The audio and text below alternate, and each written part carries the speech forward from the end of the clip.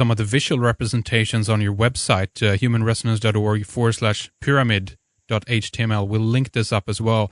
And you can see some of the graphs there representing these standing waves.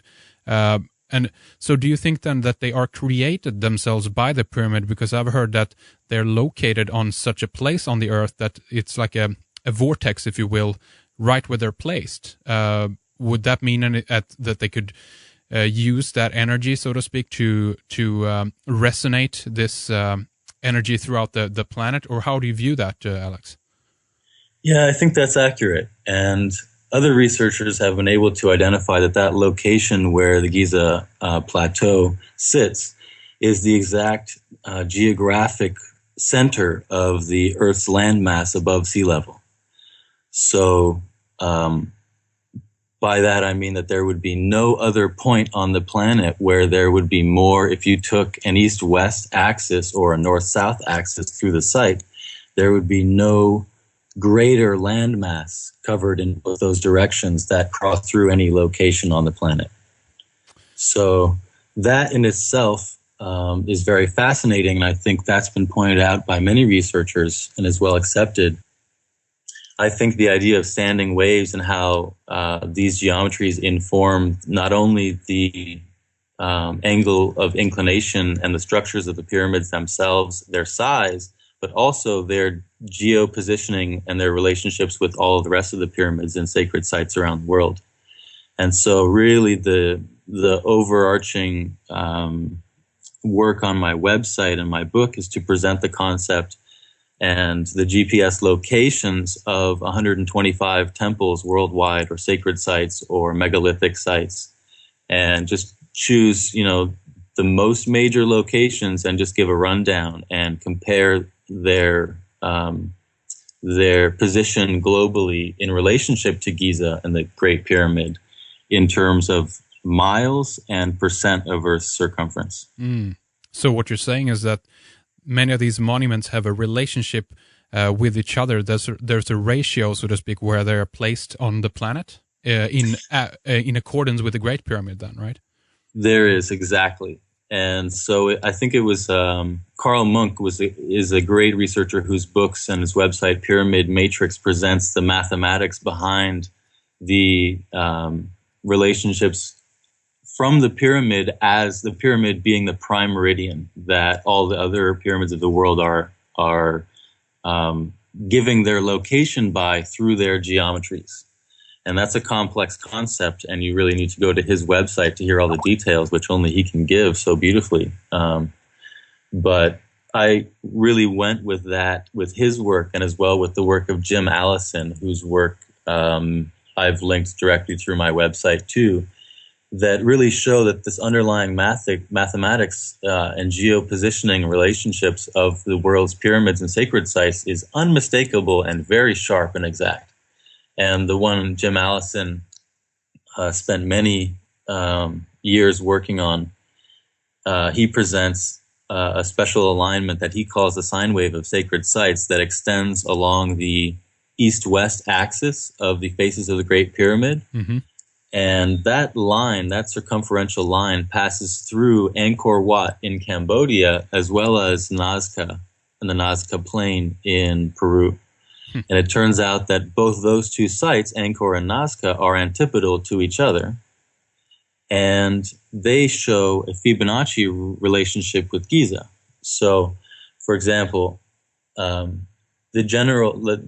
generalized Fibonacci relationship would be 235, or given as a percent of Earth's circumference, it would be 20, 30, 50.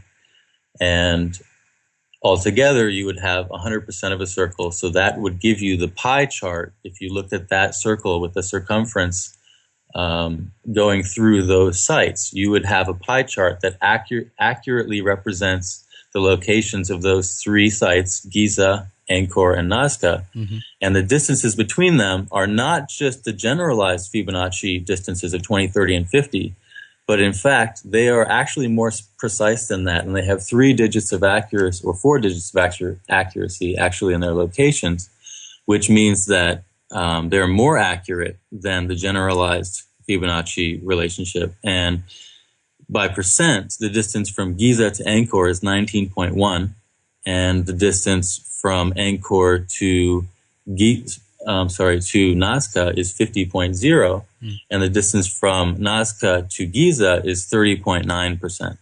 So there we have very close there. Yeah.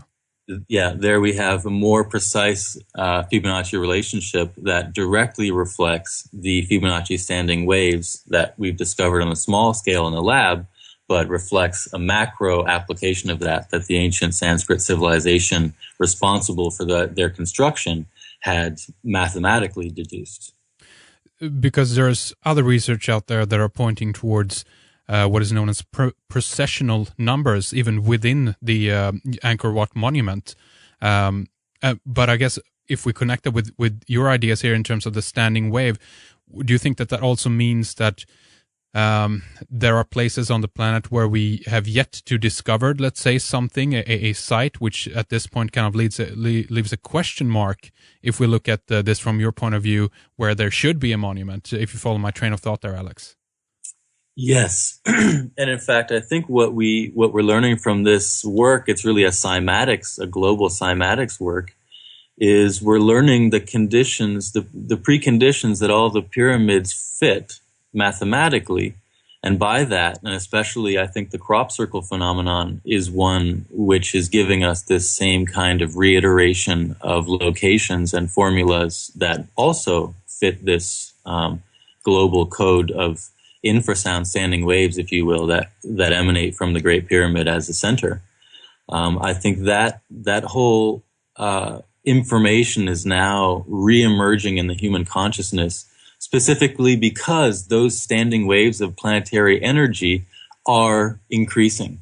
And so our awareness of them is increasing, and our awareness of our ancient use of those sacred waveforms, or what the Sanskrit culture called the Akashic field, our ancient use of that is now being remembered, and people's past lives are really clicking in. And I think it's all because of the infrasound itself, and the planetary changes we see are literally ongoing and going to be culminating in 2012 because of energetic changes our entire solar system is experiencing because of entering a new region of the galaxy. So that's very interesting. I've heard about mentioning of photon belts, etc., that it's an external energy that is shifting, and therefore, we will have consequences, obviously, on this planet as well. But why would you say that they are increasing now? Is it only external, or do you think that it's a part of a, how can I put it, a bigger plan, a bigger blueprint that humanity also in one way is ready for that step right now? What do you think, Alex? Yes, definitely. And I think right now the crystallization of the water in our bodies and the electrification of our bodies by sound waves is directly instigating this change of consciousness that we're all sharing and experiencing. And I think, it's really time for this awakening, and the Mayans themselves are still with us today as knowledge keepers who have maintained the traditions directly from the Sanskrit Atlantean past.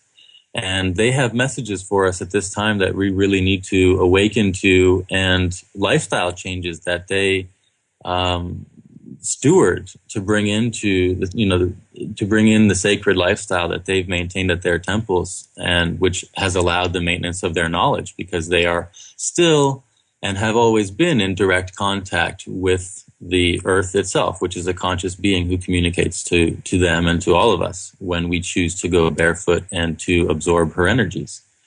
So I think definitely the ancient roots of this, as Edgar Cayce, very well brought to the consciousness of the world, they're coming from karma, from Sanskrit times, that there's a reemergence right now of the Atlantean principles.